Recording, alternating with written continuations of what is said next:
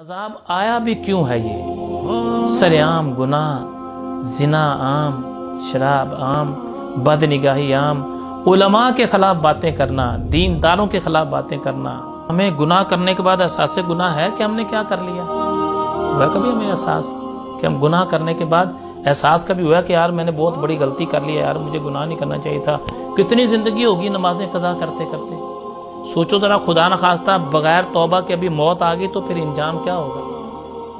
سوچا کبھی آپ نے کتنے سال ہو گئے زکوٰۃ ادا نہیں کی، خدا نخواستہ بغیر توبہ کے مر گئے، تو سوچیں ذرا پھر جس نے زکوٰۃ ادا نہیں کی تو انجام پھر کیا ہوگا اس کا؟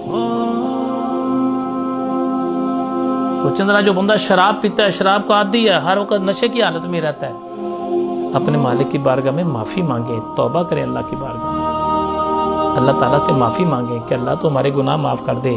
زنا کرنے والے زنا سے توبہ کریں، شراب پینے والے شراب سے توبہ کریں، آنکھوں کا زنا کرنے والے اس زنا سے توبہ کریں، کانوں کا زنا کرنے والے اس زنا سے توبہ کریں، جو جھوٹی قسمیں کھاتے تھے عدالتوں میں کھڑے ہو کے قرآن کی، اللہ کی بارگاہ میں توبہ کریں۔